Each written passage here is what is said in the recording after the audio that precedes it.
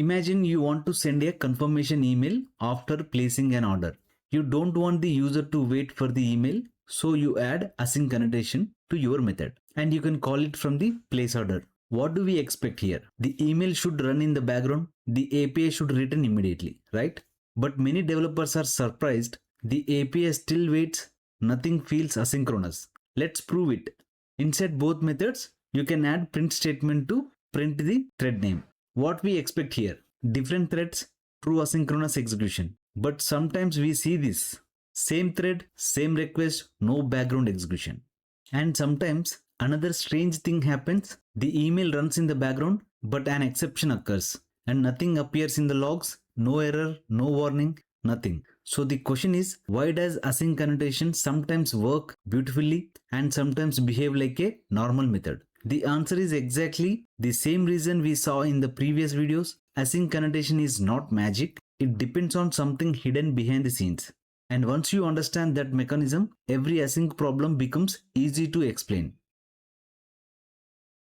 In the previous video, we learned that Spring likes to place a bodyguard in front of our methods. The bodyguard is the Spring proxy. The same thing happens with async annotation. Suppose we have send email method and we are calling it from the place order. Most developers think this happens. One method call, one execution, it's done. But that's not what actually happens. Spring places a proxy in front of your method and instead of executing the method immediately, the proxy submits the work to a thread pool. Think of it like handing a parcel at a delivery counter. The counter accepts the parcel, gives you a receipt immediately, and a delivery team handles the work in the background.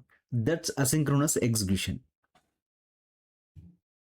If you watched the AOP video, you already know this one. When a method inside the same class calls an async method using this, the call never goes through the proxy. No proxy means no interception. No interception means no thread pool submission. The method runs synchronously on the caller's thread.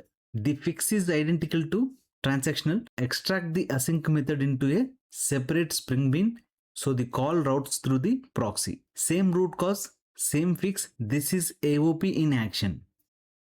This one is embarrassing because it is the simplest mistake and it costs the most debugging time.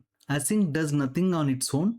Spring only activates the async proxy infrastructure when enable async is present on a configuration class. Without it, async is just a label. Spring reads it and does absolutely nothing with it. Your method runs synchronously, no error, no warning. This is the most dangerous trap because it can cause silent data loss in production. When an async method throws an exception, there is no caller thread waiting to catch it. The exception lands inside the thread pool. By default, Spring's task executor simply swallows it. No rethrow, no log entry at the error level. The work failed and your application has no idea. To catch async exceptions, you need to implement an async uncaught exception handler. That's the only way Spring will notify you when something goes wrong inside an async void method. The another approach using completable future. If your async method returns completable future instead of void, the exception is captured inside the future and can be handled by the caller. Prefer this over void for any async work that can fail. Even when async works perfectly, there is a production time bomb hiding in the default configuration. Spring's default task executor is a simple async task executor. It creates a new thread for every single async task. No pull, no limit, no reuse. Under moderate load, 100 concurrent requests, each triggering an async method, you get 100 threads created simultaneously. Thread creation is expensive. At scale, this tanks performance and can exhaust system resource entirely.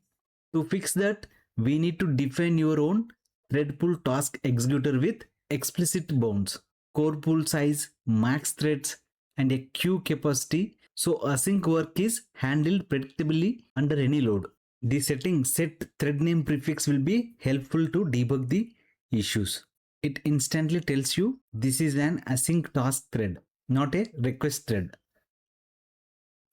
So far, we have treated async and transactional as separate features. One creates a new thread, one creates a transaction. But what happens when they meet?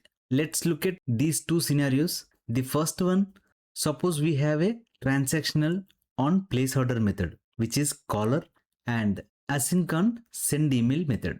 Most developers expect this. If the order roll back, the email should also roll back. But remember, async moves execution to another thread. Now these are two different threads. Notice what happened. This email was already sent. The transaction rolled back only the order. It cannot roll back something that already happened in another thread. The second use case is having async transactional on same method. Let's say your send email is having two annotations, async and transactional. The question is, will transaction work? Yes, definitely. Because the proxy first submits the task to a new thread, and inside that new thread, Spring starts a completely new transaction.